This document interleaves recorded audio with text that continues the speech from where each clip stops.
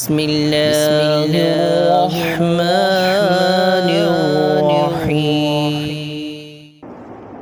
اس کے بعد دوسرا جو عمل آتا ہے ان ایام میں وہ ہے قربانی کا۔ قربانی کرنا اصل میں میرے دوستو ہم گوشت خود ہی کھاتے ہیں۔ اصل یہ ہے کہ اللہ پاک ہمارا تقوی دیکھتے ہیں، اور دوسرا یہ ہے کہ اللہ رب العزت کے ہر حکم پر ہم سر جھکا دیں۔ کسی عمل کے اندر اس کی اپنی ذات میں کچھ نہیں رکھا جب تک اللہ رب العزت کا حکم نہ ہو اس عمل پر۔ اب دیکھیں، ہم 2 رکعت فجر کی سنتیں پڑھتے ہیں، کوئی آدمی آ کر کہہ دے جی میں 4 پڑھتا ہوں یا 3 پڑھتا ہوں، کہ تو 3 کیوں پڑھ رہا ہے؟ کہے گا جی میں نے 1 رکعت زیادہ پڑھی ہے، 2 رکعتیں زیادہ پڑھی ہیں، 3 رکعتیں پڑھی ہیں تو 2 سجدے زیادہ کیے ہیں، رکوع بھی زیادہ کیا ہے، تسبیحات بھی زیادہ پڑھی ہیں، قرآن بھی اس میں پڑھا ہے۔ اب دیکھنے میں وہ عمل تو زیادہ کر رہا ہے، لیکن وہ حکم سے ہٹ گیا، اتباع سے ہٹ گیا، حکم نہیں تھا اس عمل کا، اس نے بے حکم عمل کیا ہے، اتباع نہیں کی، تو اس پر بجائے وہ اس 3 رکعتوں پر اس کو اجر ملتا، اس نے ان 2 پچھلی کو بھی جو ہے خاک میں ملا دیا، تینوں کا ثواب نہ ہوا بلکہ الٹا گناہ ہوا کہ اس نے ایک حکم سے ہٹ کر عمل کیا ہے۔ تو اسی طرح یہ قربانی کا جو عمل ہے یہ 3 دن کے اندر واجب ہے۔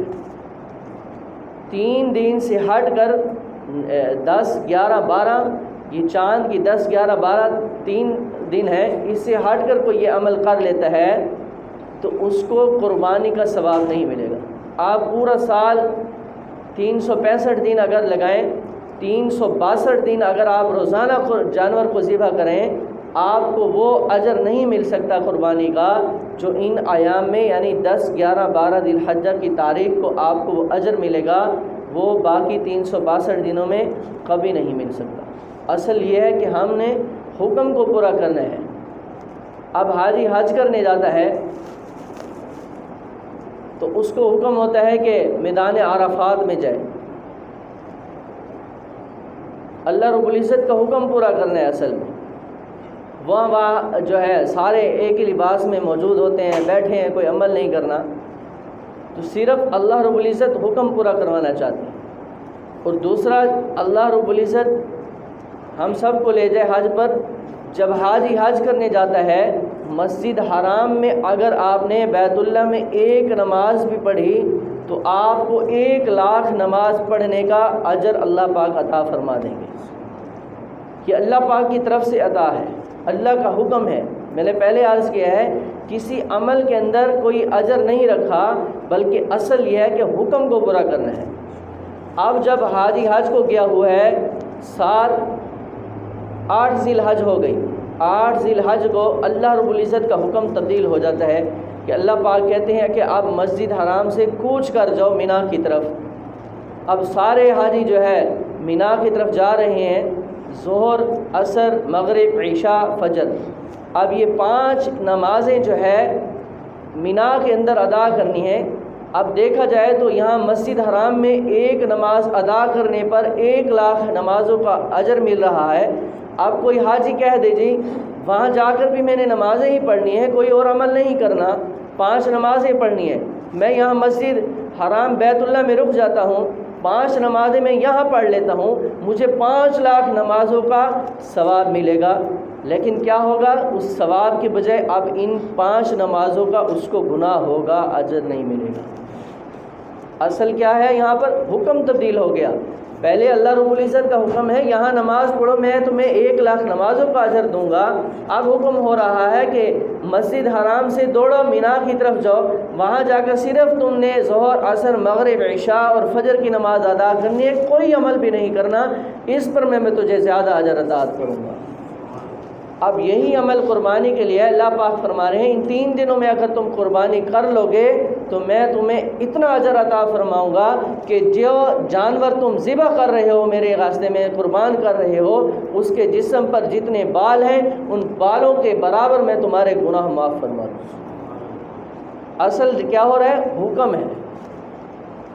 362 دنوں میں آپ قربانی کر رہے ہیں، اتنا اجر نہیں مل رہا، اتنے گناہ معاف نہیں ہو رہے، آپ باقی سال کے ساری نمازیں آپ بیت اللہ میں پڑھیں اور وہاں ان دنوں میں اللہ پاک جو ہے 1,00,000 نماز کا اجر عطا فرما رہے ہیں، ایک نماز پڑھیں۔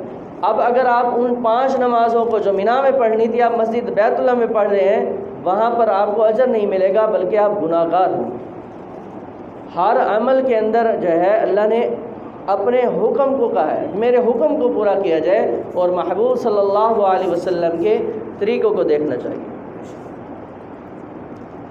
آپ دیکھیں یہ بات عقل کے خلاف ہے۔ کچھ لوگ کہتے ہیں نا جی کہ بھئی اگر کسی بیوہ کو پیسے دے دی رہے ہیں 10-12 ہزار 13 ہزار آپ قربانی کر رہے ہیں، کسی بیوہ غریب ہے، اس کے پاس کھانے کے لیے کچھ نہیں ہے، ایک ٹائم کی روٹی اس کے گھر میں نہیں ہوتی، یہی پیسے آپ اٹھا کر اس بیوہ کو دے دیں تو آپ کو اجر زیادہ ملے گا۔ نہیں میرے دوستو، میں نے جیسے پہلے عرض کیا ہے کسی عمل کے اندر کوئی اجر نہیں رکھا، اصل میں اللہ رب العزت کا حکم پورا کیا جا رہا ہے۔